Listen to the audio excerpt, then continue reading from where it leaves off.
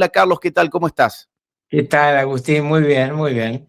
Bueno, mira, el día de ayer yo comentaba, ayer estuve solo y comentaba y mostraba un video de Donald Trump donde dice que podrían estar manteniendo relaciones de negociación o de diálogo con Nicolás Maduro, pero hoy aparece estas declaraciones que vamos a ver del senador Rick Scott, que es el senador por la Florida, estado en el cual fija su residencia actualmente Donald Trump, es decir, un estado muy querido para él, y acá vamos a ver qué dice Rick Scott al respecto y lo vamos a analizar.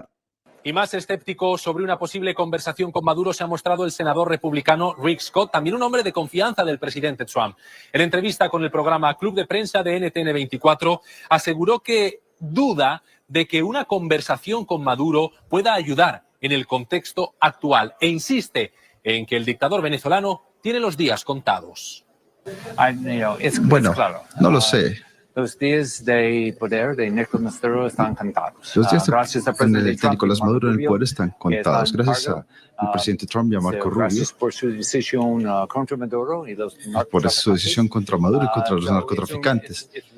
Así que es muy importante que Nicolás Maduro viaje a Rusia, a la China comunista, a otro país. El propio Rick Scott, a quien acaban de escuchar, propuso aumentar la recompensa por la captura de Maduro de los $50 millones actuales a 100 millones. Algo que se quedó tan solo en eso, en una propuesta. Y bueno, Carlos, ahí tenemos la información. Después de esta cuestión de abrir el diálogo, vemos que Rick Scott dice que se vaya cuanto antes a países que supuestamente le quieren. ¿Qué opinas al respecto? Bueno, la información que yo tengo es que el trámite fue el siguiente. El enviado especial, Richard Grenell, de Estados Unidos en Venezuela, recibió una propuesta directa de Nicolás Maduro de una conversación para armar una transición, pero esa transición duraba 2 años y lo mantenía a él en el poder.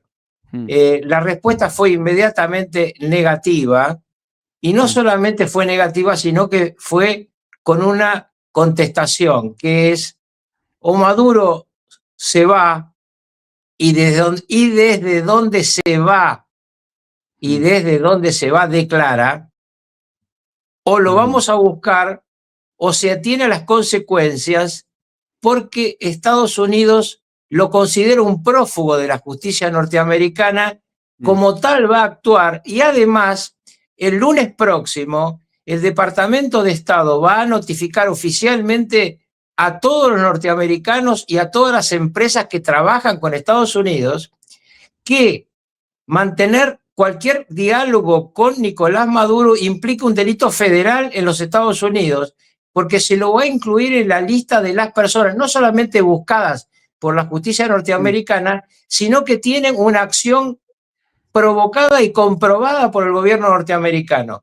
Y hay algo más respecto a esto, y es que la información que yo tengo es que la idea de Maduro era que le quiten la recompensa. Y vos fijate qué es lo que plantea Rick Scott, que la doblen. ¿Y por qué esta importancia de la recompensa? Porque si se exilia, supongamos, en Turquía, o como él pensaba en algún momento en Nicaragua, en algún país caribeño, 50 millones o 100 millones es una tentación para cualquier grupo, porque él deja de tener la inmensa seguridad personal que significa ser el dictador de un país como Venezuela. Entonces, realmente los días de Maduro ahora sí están acelerándose mucho, y muchos en la Casa Blanca, según me comentan del Departamento de Estado, están pensando en que Maduro va a optar por la idea de dejar el poder. Ahora, aquí aparece otra cuestión, que es Diosdado Cabello. En el Departamento de Estado suponen que cualquier movimiento de salida de Maduro podría provocar una reacción muy violenta de Diosdado Cabello. Veremos.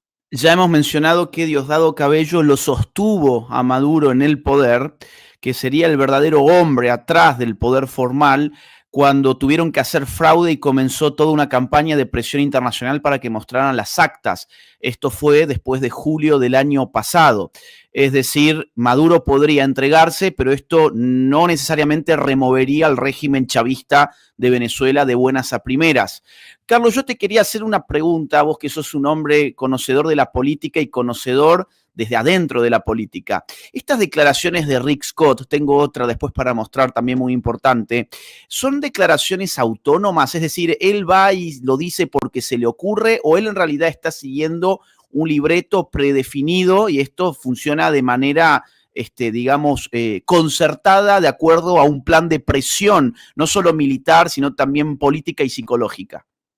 No, Rick Scott es un hombre de la absoluta confianza hoy del secretario de Estado de los Estados Unidos. Ambos, Marco Rubio y Rick Scott, fueron representantes, perdón, los senadores, sí. Estaba usando representante en otro contexto técnico, ¿no? Los senadores de Florida frente al Congreso de los Estados Unidos. Y siempre Rick Scott se lo ve como un hombre clave en una administración de Donald Trump o en una administración futura. Es un hombre muy cercano a todo el equipo de Donald Trump, especialmente al hijo de Donald Trump, a Donald Trump Jr., y también al vicepresidente Vance. Y recordemos que Vance, Rubio y Donald Trump Jr. aparecen como los posibles candidatos para dentro de 3 años. Entonces, es muy importante lo que diga Rick Scott, porque además de que Rick Scott no dice algo sin haberlo hablado, no dice algo que pueda perjudicar su carrera, interpretando de forma equivocada lo que dice nada menos que el comandante en jefe de los Estados Unidos. Clarísimo, y en esa clave tenemos que interpretar las declaraciones de Rick Scott no simplemente como un senador cualquiera, sino como una persona que está de común acuerdo seguramente para dar estas declaraciones con las máximas autoridades. Acá tengo otro fragmento de otra entrevista de Rick Scott reciente que va sobre lo mismo. Vamos a escucharla. I think he's going to be held accountable. I don't know how it's going to happen, but I believe the president's going to hold him accountable. He's the leader of drug cartels, so he's not the duly elected president. So I have no sympathy for Maduro. What he has done to the population of Venezuela, I've been to the border of Venezuela. I've watched Venezuelan little boys and girls have to sleep on the street, getting one meal a day, having no medicine, no food because of Maduro. I have no sympathy for him. However he is taken out of power, it will be a good day for the world. Acá hay un registro del discurso un poco distinto al que encontramos habitualmente en Trump. En Trump siempre se repiten las mismas dos razones, el narcotráfico y la inmigración descontrolada enviada desde Venezuela con lo peor de Venezuela, es decir, con enfermos mentales, con delincuentes, con personas que serían enviadas a Estados Unidos simplemente para hacer daño. Acá vemos que aparece la idea de un presidente ilegítimo y un presidente que destruyó a su propia nación. Bueno, es interesante, digo, porque en el caso de Trump estos argumentos no suelen aparecer, siempre son argumentos hacia adentro más que argumentos hacia afuera. En otro orden de cosas, pero vinculado a esto, salió una nota de The New York Times que había mencionado. Una nota clave, yo diría es la nota más importante hasta ahora, por lo menos de las que yo he leído, de este medio de comunicación tan importante, no solo en Estados Unidos, sino en el mundo. Miren este título. Trump ha autorizado planes de la CIA para una operación encubierta en Venezuela, según testimonios, y les quiero leer muy rápido algunos de los párrafos más importantes que los he guardado acá. Dice así esta nota, atención, dice: Trump dio el visto bueno a los planes de la CIA sobre medidas encubiertas dentro de Venezuela, operaciones que podrían estar destinadas a preparar el campo de batalla para nuevas acciones. Al mismo tiempo, aseguraron autoridades militares, autorizó una nueva ronda de negociaciones a través de canales indirectos que en un momento dado derivaron en la oferta del presidente de Venezuela, Nicolás Maduro, de dimitir tras una prórroga de un par de años propuesta por que la Casa Blanca rechazó. Esto es lo que decía Rukauf. Lo que pedía Maduro era estar por lo menos 2 años más antes de irse. Continúa así The New York Times. Dice: no está claro cuáles podrían ser las acciones encubiertas ni cuándo podrían llevarse a cabo. Trump aún no ha autorizado la presencia de fuerzas de combate sobre el terreno en Venezuela. por lo que la siguiente fase de la campaña de presión cada vez mayor del gobierno de Trump sobre el gobierno de Maduro podría ser el sabotaje o algún tipo de operación cibernética, psicológica o informativa. Los planificadores militares han preparado listas de posibles instalaciones vinculadas con las drogas que podrían ser atacadas. El Pentágono también está planeando ataques contra unidades militares cercanas a Maduro. Trump tuvo 2 reuniones en la sala de situación de la Casa Blanca la semana pasada para hablar de Venezuela y revisar las opciones con sus principales asesores. Atención, es probable que cualquier acción encubierta de la CIA se produciría antes de tales ataques militares. En esas conversaciones informales, se refiere a la negociación, Maduro ha señalado su disposición a ofrecer acceso a la riqueza petrolera de su país a las empresas energéticas estadounidenses. Trump reconoció esas conversaciones en cierto modo el domingo, y lo último que les leo es, funcionarios venezolanos han dicho a los estadounidenses que Maduro podría estar dispuesto a dimitir tras una transición de 2 a 3 años, según las personas informadas sobre el asunto. Cualquier demora en la salida de Maduro del poder es inaceptable para la Casa Blanca, con lo cual esto se ha rechazado, Carlos. Así es. El tema clave ahí es, otra vez, que no es verdad que haya ninguna posibilidad de un ataque a unidades militares. Esta no es la decisión del presidente Trump, pero sí están autorizadas las acciones de la CIA y sí están autorizadas acciones militares sobre objetivos narcos. Esto está autorizado y en el Departamento de Estado consideran que la votación realizada la semana pasada en el Senado, donde se rechaza la posición demócrata de pedir autorización antes de actuar militarmente, implica una autorización para actuar militarmente. Y te digo, en este momento, la información que a mí me han pasado hace 8 minutos antes de empezar contigo, es que las fuerzas aeronavales norteamericanas están ingresando en aguas territoriales de la República Bolivariana de Venezuela. Es decir, que las acciones aeronavales parecen a punto de precipitarse. Ahora, también hay que decir que es la tercera vez que las fuerzas aeronavales entran y salen. Me refiero a bombarderos, a tropas posibles de asalto que despegan de Trinidad y Tobago y vuelven luego. Es decir, hay en esto también una fuerte presión psicológica y una presión sobre la estructura de defensa, porque si la estructura de defensa de Venezuela se equivoca y ataca un ataque que no se produce, ahí habilita un ataque posterior norteamericano, digamos, una especie de Pearl Harbor del Caribe, ¿no?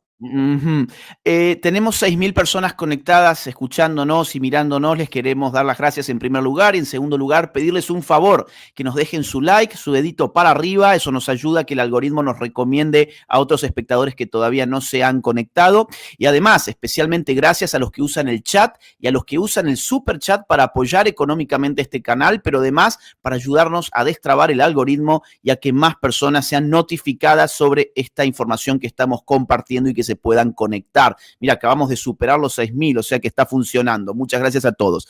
Carlos, hubo una respuesta de Maduro, vamos a verla, muy interesante porque vuelve a un viejo registro de su narrativa. Ya vamos a explicar por qué. Escúchenla. Hay 2 temas con los que quieren destruir al presidente Trump. Y hay un empeño de sectores de poder en Estados Unidos. No te puedo calificar quién ahorita aquí. Si lo supiera, lo dijera, porque nosotros nunca nos quedamos con nada que sepamos. Hay un empeño de sectores de poder en los Estados Unidos por destruir al presidente Trump. Y han posicionado 2 temas. Uno es el tema famoso de Einstein. Sobre ese tema nosotros no nos hemos metido ni nunca vamos a opinar. Es un tema de los Estados Unidos. Y el segundo tema es Venezuela. Quieren que el presidente Trump cometa el error más grave de toda su vida y se meta militarmente contra Venezuela, lo cual sería el fin político de su liderazgo y de su nombre. Y lo están azuzando, provocando.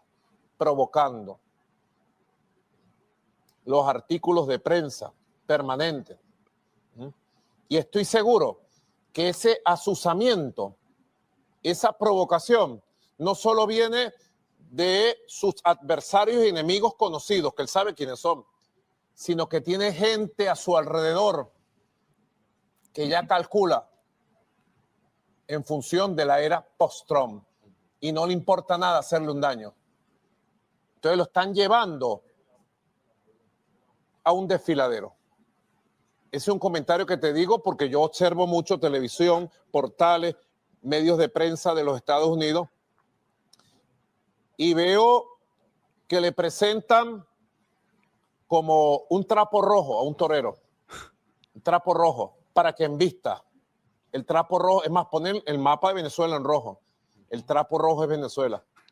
Por eso digo con el pastor evangélico de los Estados Unidos, bienaventurados los pacificadores, porque ellos serán llamados hijos de Dios. Seguiremos informando. Otra vez, lástima que le quitaron el canal de YouTube. Sí, Qué sí. lástima que, le hayan censurado. Dos o tres comentarios importantes. Sí. Primero, dice, no voy a identificar a quienes le están diciendo eso, porque la vez anterior que hizo la misma pantomima, pero en otra forma, ya le echó la culpa a Marco Rubio y dijo que Marco Rubio era quien lo manipulaba a Trump, acuérdense. Cierto. Ahora, la locura esta que tiene el aterrorizado Maduro lo lleva a citar a Epstein. Si hay una provocación clara que detesta a Donald Trump, es que le mencione ese caso. De hecho, acaba de tener una discusión muy fuerte con una periodista respecto a ese mismo tema. No comete un error tras otro, Maduro. Realmente, en lugar de buscar una salida que, obviamente, cuando vos escuchás a Rick Scott, le están diciendo, bueno, te podés ir a un lado, y cuando el enviado especial Grener le dice, pero hablando, bueno, ahí tenés el camino. Podés salvar la vida, podés salvarte de la prisión, tenés que irte a un país, que yo insisto, la versión que tengo es que es Turquía, y desde ahí hacer la declaración ante el juez de la causa en la que estás requerido en el tribunal de Manhattan. De eso se trata lo que estamos viendo en este momento. Un Maduro que ya no sabe para dónde salir y que insiste con la conspiración contra Trump, que claramente es una remake de aquella cuando decía Marco Rubio lo quiere manejar. Es interesante porque hace poco su discurso era, bueno, si quieren atacar, que ataquen, todo esto es una pantomima, todo esto es una puesta en escena, les esperamos, y ahora está jugando a ser el principal aliado de Donald Trump en la causa política interna de Trump en los Estados Unidos. Es quien le va a salvar el pellejo de los conspiradores internos. Es decir, es un ridículo. Sí. Dos comentarios, Agustín. Primero,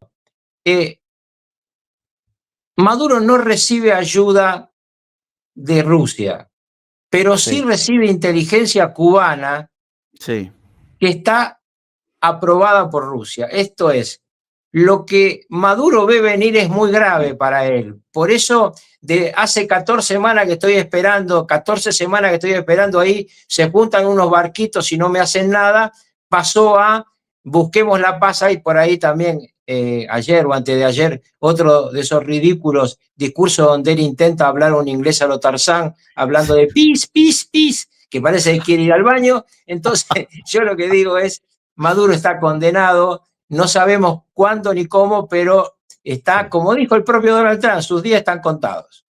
Ahora, te voy a tener que contradecir esta vez, porque te cuento que han lanzado una nueva tecnología militar, último modelo, que podría estar modificando la relación de fuerzas con Estados Unidos, y si no, miren este video. Venezuela, de un dispositivo de esta magnitud. Esto es un video oficial, quiero aclarar, ¿eh? Un vehículo acuático remotamente pilotado con características sumergibles. No detectable por los radares convencionales. Hecho con material ecológico, energía renovable, bajo un software libre y elaborado con talento y material 100% venezolano. Les presento el Ragmas. No es fake. Quiero aclararles al público, esto es 100% real. Va a cambiar la relación de fuerzas militares en este conflicto. Pero ¿estás seguro que no es Este un agua chiste? es óptimo y escalable a nivel tecnológico, según el propósito que se requiere. Qué Para bárbaro. mantenernos en la vanguardia de la defensa y vigilancia de nuestra Venezuela azul. Información de inteligencia, fue observado objeto no identificado a una distancia de 3 millas náuticas con sentido hacia la costa. Se procede de inmediato a emplear el RAGMAX con el propósito de establecer vigilancia y exploración en el área. Una distancia Qué de bárbaro. 150 metros, Ay, engancha el objetivo. Todo ello fundamentado. la gente se a está los valores matando de la risa en el chat. independencia y soberanía nacional. Hay que ponerle una cuota de humor. Procedemos a sumerir el RAGMAX. Mira esto. Sistema de destrucción. ¡Fuego! Qué bárbaro. ¿Eh?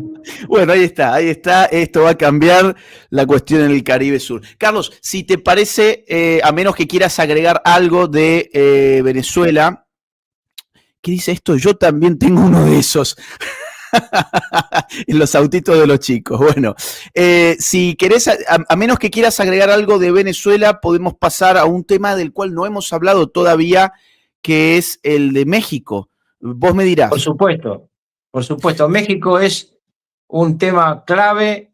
Hay que recordar que por primera vez Donald Trump, cuando habla de los países que tienen con Estados Unidos una situación de deuda en materia de narcotráfico, habla oficialmente de México y se propone a hacer acciones militares ahí. Me adelanto a decirte, mi estimado Agustín, que lo que me acaba de responder hoy a la mañana el Departamento de Estado es que el presidente Trump se refiere a un pedido que haga el gobierno de México, no a que vamos a entrar a México sin autorización del gobierno de Sheinbaum. Vamos a ver el clip donde le preguntan a Donald Trump justamente sobre México y estas son las palabras. In Mexico or putting American troops or American personnel into Mexico to deal with it? Would I launch strikes in Mexico to stop drugs? It's okay with me. Whatever we have to do to stop drugs. Mexico is, look, I looked at Mexico City over the weekend. There's some big problems over there. If we had to, would we do there what we've done to the waterways? You know, there's almost no drugs coming in through our waterways anymore. Isn't it down like 85%? It is, sir. I don't know who the 15% would be. It wouldn't be you. No, that's for sure. No, I think it's been, Tons and tons. you would say that's a big signal. Absolutely. We have almost no drugs coming into our country by the sea, by, you know, the waterways. And you know why, okay? I mean, it's pretty obvious. Would I do that on the land cars? I would look, every boat we knock out, we save 25,000 American lives, not to mention the destruction of families. These families are decimated forever. The mother, the father, the children, they never recover really from it. You know, when you lose somebody, like the way they live, if you lose them, but the way they die is horrible. Is it something? So when we knock out a boat and we save 25,000 lives, that's great. Now, do I feel the same way about the corridors that they use? We know every one of them. We have every one of those corridors under major surveillance. We have nobody coming in through our southern border, but we know exactly how they get their things here, how they get the drugs here, fentanyl, cocaine. Colombia has cocaine factories where they make cocaine. Would I knock out those factories? I would be proud to do it personally. I didn't say I'm doing it, but I would be proud to do it because we're going to save millions of lives by doing it. Would you only do it with Mexico's permission, though? I wouldn't answer that question. I've been speaking to Mexico. They know how I stand. We're losing hundreds of thousands of people to drugs.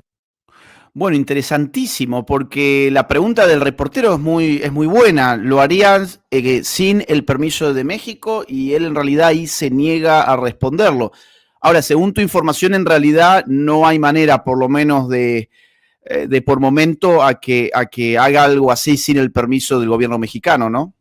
No, porque además en la presentación que la Casa Blanca hizo ya hace 20 días al Congreso de los Estados Unidos sobre esta operación contra el narcotráfico, contra el narcoterrorismo, se cita la posibilidad de atacar plantaciones de cocaína, pero no se cita la posibilidad de actuar respecto a los traficantes que pasan el border entre Estados Unidos y México, que sin duda es un problema histórico que todos conocemos. Yo he tenido oportunidad de ver los famosos túneles que se hicieron por abajo del paredón que tenía Estados Unidos, que parecía un queso gruyere. Ahí pasaban desde personas que huían hacia Estados Unidos hasta mulas con gran cantidad de drogas. Esto en su momento tuvo una acción concertada con México. Sí sigue pidiéndole Estados Unidos a México, y es lo que habló Marco Rubio, contigo hablamos, cuando él visitó a Sheinbaum, de la charla privada, donde no hubo luego conferencia de prensa de ella con él, sino de él con el secretario de Relaciones Exteriores mexicano, donde se aclaró que el tema de las cuestiones arancelarias se discutía en otra área de gobierno, pero Marco Rubio dijo, la colaboración en la lucha contra el narco tiene mucho que ver para ayudar en los temas arancelarios. Y los temas arancelarios aún no han terminado de discutirse entre México y Estados Unidos. No tuvo la suerte Sheinbaum que tuvo Milei de tener un acuerdo especial comercial y arancelario con Estados Unidos. No, Sheinbaum sigue en la mesa de negociación. Entonces, a mí me da la impresión, sumando lo que me dijeron y lo que acabamos de escuchar, que yo obviamente lo había escuchado y por eso hice la pregunta, que lo que está aquí es un aumento de la presión sobre México y además una directa sugerencia a que cuando actúen en Venezuela, México no haga nada. Porque acá estamos viendo también qué va a ocurrir al día siguiente que se produzca la operación sobre Maduro, Diosdado Cabello o uno de los otros tres, Padrino López, Delcy y Jorge Rodríguez. Y además, ojo que sí tiene muy en la mira a el presidente Gustavo Petro de Colombia. Sí, a él lo tiene en la mira, a él sí, personalmente, lo ha sancionado Estados Unidos y lo ha calificado de narcotraficante. Ninguna de esas calificaciones aparece sobre Sheinbaum. Pero además recordemos que México está en una situación interna muy complicada. Hemos visto cómo la generación Z, los jóvenes, salieron a la calle a reclamar por la pobreza, por la violencia, 3 alcaldes asesinados en muy poco tiempo y, según los propios jóvenes dicen en la calle, por la protección que el gobierno da a los narcotraficantes. Bueno, a eso es precisamente a lo que se refiere Trump cuando aclara que está perfectamente al tanto de los conflictos internos recientes. Se refiere a estas manifestaciones y vamos a mostrar un clip al respecto para nuestros espectadores que no están al tanto de lo que está pasando con estas manifestaciones de la llamada generación Z, es decir, la generación de jóvenes mexicanos. Vamos a ver un pequeño clip.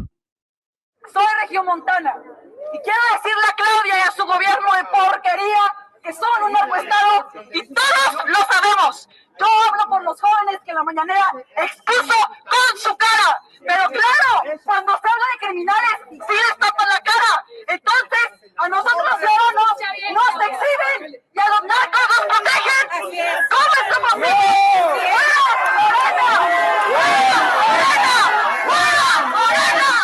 Bueno, esto es parte de el conflicto que se refería a Carlos y resulta que en algo llamado El Mañanero, que en realidad esto lo inauguró López Obrador, muy parecido a Lo Presidente de Hugo Chávez, es decir, un programa televisivo presidencial matutino en el cual el presidente sale hablando todos los días por televisión. Bueno, esto lo hacía López Obrador, ahora lo hace Sheinbaum. Recientemente Sheinbaum utilizó la cara de los jóvenes que habían participado en estas manifestaciones para exponerlos públicamente. Y recordemos que en México, que te expongan públicamente de esta manera puede ser una sentencia de muerte en un país con una de las tasas de homicidios más altas de toda la región, un país que tiene un problema estructural con el narcotráfico, que está metido además en todos los circuitos del aparato estatal. Bueno, que haber participado de una manifestación y que te pongan al día siguiente en un programa dirigido, conducido por el presidente, puede convertirse en una sentencia de muerte. Además, recién Carlos mencionaba de la cantidad de políticos asesinados. Acá tengo un dato que es escalofriante. Desde el 1 de octubre de 2024, cuando Claudia Sheinbaum asume la presidencia en México, 21 políticos han sido asesinados. O sea, durante el mandato de Claudia Sheinbaum, 21 políticos han sido asesinados y el último de ellos probablemente fue el que más trascendió, porque era un alcalde que prometía convertirse en una suerte de Bukele mexicano. Carlos Manso, alcalde de Uruapan, que fue asesinado el pasado 1 de noviembre, estaba generando muchas expectativas como una posibilidad para poner orden en un México convulso y atestado por la inseguridad. Así que los jóvenes se están levantando en México, hay esperanza, y en ese contexto es en el que Donald Trump habla sobre esto. Algo interesante que te quiero mostrar también, Carlos, sobre México, es que, mira, yo he ido muchísimas veces a México. Es más, creo que conozco más estados mexicanos que provincias argentinas. Conozco prácticamente todos los estados mexicanos, salvo 3 o 4. Y siempre la opinión del mexicano sobre Trump era muy, muy negativa, muy negativa. Por razones obvias, temas de inmigración fundamentalmente y la cuestión del muro. Ahora hay gente que dice que eso está empezando a cambiar, porque lo están viendo de una manera un poco distinta. Miremos rápidamente este clip. ¿Y preferías a Donald Trump presidente de México, que es Claudia Sheinbaum? Sí, 1000 veces sí. ¿Y qué le parece sobre Donald Trump? Que está haciendo un buen trabajo. ¿Y qué le parece sobre la militarización de los Estados Unidos? Pues que también igual, si estuviera aquí como el país, tampoco no estaría bien. Well, he has good things and other things that we are not. What would you say some of the good things are? Well, he protects the life. I mean, the newborn, okay? O sea, hablar sobre el aborto. He's against abortion. Está en contra del aborto, dice. De Donald Trump. A mí me parece un buen presidente. A lo mejor no es lo mejor que hay. Sin embargo, si hubiera quedado Kamala, yo creo que la situación sería peor, porque Kamala junto con Biden son algo muy parecido a lo que es López Obrador. ¿Cómo está cambiando? Digo, este video sigue y esto era impensable poco tiempo atrás, por lo menos yo en mi vida lo escuché en México. No, nunca. Mirá, una cosa que vale la pena aclararle a muchos televidentes que no son mexicanos, ese grito contra Morena, ¿qué significa? Morena es el partido que creó López Obrador, el partido que le permite por primera vez a una agrupación realmente de izquierda, porque el PRI era de izquierda, pero no mucho, manotropo, dirían los italianos, ¿no? En cambio, claramente Morena es un partido de izquierda y Sheinbaum es un grado más. Ella ha declarado muchas veces su ideología comunista, no es que uno le tira el carácter de comunista a Sheinbaum por perseguirla, sino que ella ha dicho muchas veces con orgullo que es comunista, como en su momento lo dijo Lula en Brasil. Entonces, es muy importante entender que este rechazo juvenil a Morena es una gran novedad, porque Morena abrevó siempre en los jóvenes mexicanos. Totalmente. Digamos, los partidos de clase media, los partidos tradicionales, abrevaban en los sectores medios y algunos sectores que venían de los estados provinciales de México, pero esto que aparezca en el Zócalo, una multitud de jóvenes convocadas por teléfonos celulares, me hace acordar a Nepal. Nepal, que lo hemos hablado contigo hace un tiempo, era tan grande la comunicación en las redes sociales que se le ocurrió al primer ministro cancelar las redes sociales, terminó un incendio donde, incendio en serio, quemaron hasta la propia mujer del primer ministro y se terminó votando el sucesor por redes sociales. Entonces, hay atención con el tema de que los jóvenes empiezan a moverse, a protestar por medio de mecanismos que no es que son nuevos, porque en definitiva en su momento Boric termina llegando a la presidencia de Chile a partir de manifestaciones que ocurrieron por temas menores, pero que los jóvenes los convirtieron en grandes. Pero en México el tema es grande, porque hay miedo, porque hay muchos problemas económicos y porque se encuentran con que Sheinbaum habla y no hace. Esto es lo que yo escucho permanentemente cuando hablo con amigos mexicanos. Sheinbaum habla y no hace. No para nada el poder del narcotráfico, que no solamente asesina a políticos, sino que además tiene en muchos estados de México un poder supremo sobre los vecinos. Son los únicos que reparten tanto comida como castigos. Es decir, son los que manejan muchos pueblos y los alcaldes están encerrados en sus alcaldías.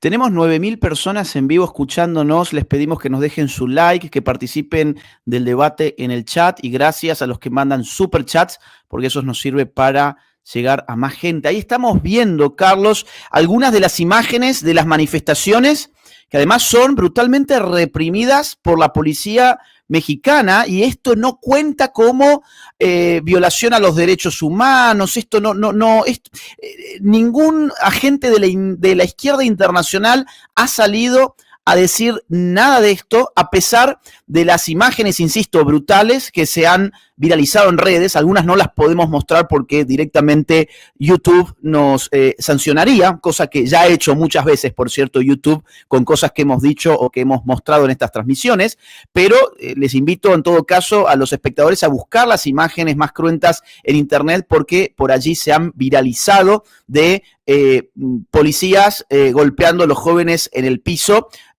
frente a una izquierda que selecciona qué tipo de derechos humanos va a proteger y qué otros humanos no vale la pena que se les protejan tales derechos. Fíjense la multitud. Un comentario sobre esto es que yo que seguí mucho estos acontecimientos, el orden de los factores que aquí sí altera el producto. La manifestación era agresiva solo de palabra.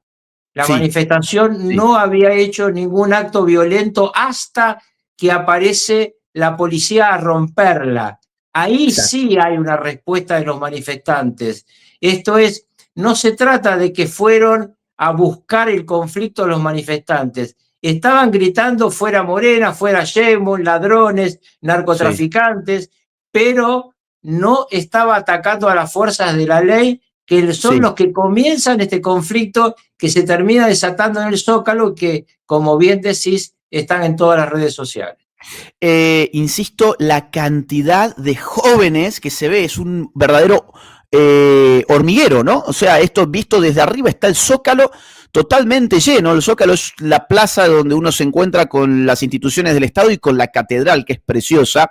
Y bueno, ahí vemos cómo dijo, Agustín, Sheinbaum declaró oficialmente que había pocos jóvenes y que había políticos de la derecha y del PRI.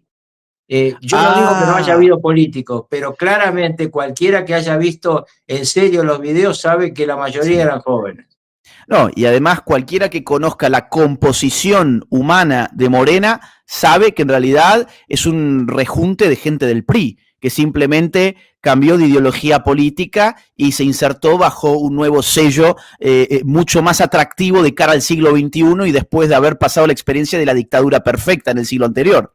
Con lo cual, en realidad, hay mucha gente que habla de la nueva dictadura perfecta, es decir, de una reedición de lo que es el PRI, porque además en México los periodos presidenciales son de 6 años, con lo cual uno se tiene que aguantar un gobierno, no 4 años como en la mayoría de los países de América, por ejemplo, sino 6 años, con lo cual López Obrador más Sheinbaum son 12, pero ya controlan todo el aparato estatal, todos los poderes, y hay gente que dice, no podemos sacarnos nunca más a esta gente de encima, si además del aparato estatal tienen además lazos íntimos con el narcotráfico, que es el gran poder dentro de México. Y quiero agregar una cosa más, Carlos, muy importante que vos dijiste, que es el factor juvenil. ¿Por qué es tan interesante que esto sea promovido por jóvenes de la generación Z? Porque lo que hizo López Obrador fue tratar de comprar a los jóvenes y durante algún tiempo le salió muy bien. López Obrador, cuando asume el poder, lanza un plan para subsidiar a los jóvenes y a los ancianos. Él dijo, me voy a asegurar de que los ancianos y los jóvenes me respondan políticamente poniéndoles plata en el bolsillo. En el caso de los jóvenes, implementó una política que fue de darles dinero a los que se llaman los ni-ni, o sea, los que no trabajan ni tampoco estudian. Los que no trabajan ni estudian, atención, recibieron un apoyo económico mensual equivalente a un salario mínimo. ¿Para qué? Para quedarse en su casa haciendo nada. Es decir, el incentivo del gobierno de Morena para con los jóvenes fue: quédate en tu casa, no trabajes, no estudies y no te preocupes de nada porque yo te voy a financiar tu pereza. ¿Con qué? Con un salario mínimo. Eso le dio resultado a López Obrador. Los jóvenes durante esos años apoyaron mayoritariamente su gobierno, lo mismo que los ancianos, pero ahora algo parece que se quebró en México en esta relación material, económica, instrumental entre el gobierno y la juventud. Bueno, hay dos motivos, yo creo, que nosotros también hemos vivido la misma historia. En Argentina y muchos países que han sufrido el socialismo del siglo XXI saben aquello de pan para hoy, hambre para mañana. En primer lugar, el deterioro de los fondos que recibieron, y en segundo lugar, que Sheinbaum no es López Obrador. Ella es soberbia.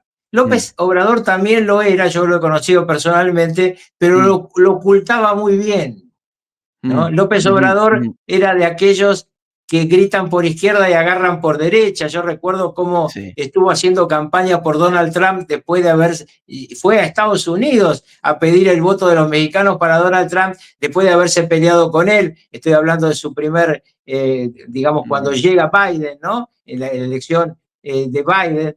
Luego, él entregaba a los narcotraficantes, no hacía extradiciones, pero dejaba a los narcos, la policía mexicana, esposados en un auto al lado de la frontera, y la DEA casualmente llegaba y los encontraba. Es decir, López Obrador era un tipo mucho más flexible y astuto. Sheinbaum es muy rígida, ¿no? Yo te diría que, en cierta manera, Sheinbaum es estalinista, con todo lo que implica ese tipo de estructura mental, que no acepta discusiones, que no acepta que enfrente haya alguien que tenga razón. Por eso este invento de que ninguno era joven.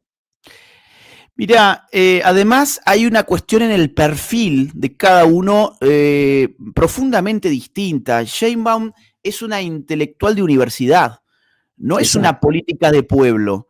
Sheinbaum fue académica de la UNAM, fue investigadora de la UNAM, dedicó la mayor parte de su vida a estar metida en una biblioteca estudiando, investigando y publicando artículos. A eso se dedicaba fundamentalmente. Y López Obrador se dedicaba a recorrer las calles como un político de pueblo. Digo, a mí no me gusta la figura de López Obrador, pero objetivamente él se dedicó a eso la mayor parte de su vida y logró un contacto, una fluidez con el campo popular que evidentemente se le escapa a la nueva presidente Sheinbaum, bueno, que ya no es tan nueva, tiene ya un año en el poder. Así que sí, son Agustín, dos perfiles mirá, distintos. Les cuento a todos la oportunidad que me encontré con AMLO. Yo, obviamente, él sabía que opinaba totalmente distinto, pero me abrazó, me dijo qué alegría tenerlo acá, venga, tómese un café conmigo, tenemos más puntos de contacto de lo que usted piensa. Es decir, era un seductor. Mientras que Sheinbaum se pone seria y reta a los mexicanos. Y el mexicano, vos los conocés bien, si algo le molesta es que los reten. Una cosa es que los conduzcan, y otra cosa es que los reten como si fueran chicos que vienen del colegio. Para los mexicanos que nos están viendo, retar es regañar. Ellos pueden, digamos, interpretar de otra Cierto. manera, sí. Sí, no es un desafío. Efectivamente. Claro, digamos, por su cultura, ellos no se aguantan eso y está muy bien, pero Sheinbaum comete un error al hacerlo permanentemente y encima desde la televisión. Fíjate que lo que tanto le molestó a estos estudiantes fue que los expusieran públicamente por la pantalla Bueno, chica. vamos a tener pronto, Agustín, Sí. seguramente una nueva manifestación en el Zócalo de los jóvenes, ¿eh? Wow, bueno, vamos a estar atentos para cubrirla. Si te parece, leemos rapidito unos comentarios y nos vamos. No sé si tenés 2-3 minutos, ¿sí? Sí. Bien, Sergio Escalante, gracias por tu membresía al canal. Acá el queridísimo Lucas dice, Tandil presente apoyando a los maestros que nos iluminan, abrazo grande. Gracias, querido amigo, y gracias por esas membresías como regalo. Continúa la batalla cultural, no estás solo, dice Will Pómez desde Perú, un gran abrazo. Te apoyamos, Agustín Laje, dice Maya, beso grande, muchas gracias por eso. Dice acá Gioconda Da Vinci, en Nicaragua hay presión de Estados Unidos arancelaria y sanciones de visado a los sandinistas y el régimen ha dado casa por cárcel a algunos presos políticos. Sí, a veces este tipo de presiones tienen algunos resultados parciales. Not war, Agustín, not crazy war, yes, peace, yes, peace. Sí, eso fue lo que dijo Maduro el otro día, dice acá Luis Alberto. ¿Qué más? Tenemos acá desde Colombia, Fabricio Jiménez dice saludos Agustín y Carlos, es mi impresión o Maduro quiere jugarse una carta más haciéndose pasar por cristiano e involucrando a la iglesia. Creo que es más probable que hable bien inglés antes que salvarse. Bueno, esto es recurrente en su discurso, ¿no? Este falso cristianismo, Carlos. Sí, además, recordemos que cuando se beatificó a 2 venezolanos, él no fue invitado al Vaticano, hizo 1000 esfuerzos por ir y vio todo por televisión, lo mostró la televisión venezolana y cuando todos aplaudían, él estaba estupefacto mirando la pantalla y fue el único que no aplaudió. Es un personaje muy siniestro, ya lo han planteado muchos sacerdotes en Venezuela y en su momento se pidió la excomunión al Vaticano de este hombre que dice ser lo que no es. Claro está, el Vaticano ha sido muy prudente y siempre trata de no echarle nafta al fuego. Y también es cierto que, por desgracia, algunos pastores evangélicos se vendieron al chavismo y convalidaron entregarles, digamos, un halo de santidad que no tienen en absoluto. Acá dice este usuario, no se notaba que explotaba la caja desde dentro. Se está refiriendo al video que mostramos de esta tecnología venezolana. Acá DJ Hidrocálido dice, el cártel del Sol ya están eligiendo a otro imbécil para reemplazarlo. Javier Guevara dice, Agustín, bendiciones, envíale saludos a mi mamá Glenda, quería... siempre los escucha a vos y a Carlos, viva la libertad. Bueno, mamá Glenda, un gran abrazo para vos, gracias por vernos y bueno, esperamos de acá que todo salga bien en los temas que nos interesan a los que defendemos la libertad. Algo más tenemos acá, saludos a Agustín y al señor Carlos Rucauf desde Wyoming, parece ser, ¿no? WA creo que es Wyoming. Un gran abrazo, Salvador. Ludmila, gracias por tus membresías como regalo. Acá desde Uruguay dice Juan Carlos Braseiro, como siempre, si hay represión del lado de la derecha y la libertad, somos unas dictaduras, fachos, etcétera. Pero si lo hace la izquierda no pasa nada. ¿Cómo se pierde el sentido común? Saludos a Agustín y Carlos desde Uruguay. Un abrazo grande, gracias por tu comentario. Eugenio Macías, que nos manda una donación desde México. Abrazo gigante. Liberalismo 100%, bienvenido al canal como miembro. Y lo último, Verónica dice, qué lujo Agustín y Carlos juntos, gracias. Me encantaría verlos, analizar el rumbo de las causas de la señora presa. Se refiere a Cristina Kirchner, en algún momento vamos a analizarlo también. Y acá el último que entró, Octavio Torres, desde México, dice, yo fui a la marcha de Guadalajara, sí vi muchas personas que no eran jóvenes, pero la marcha unió generaciones, claro. Van al final del día personas de todas las edades. Carlos, querido, hasta acá llegamos entonces, te agradezco muchísimo tu tiempo. No, al contrario, un placer para mí, un beso grande, un abrazo a todos y nos vemos pronto. Abrazo gigante, saludos.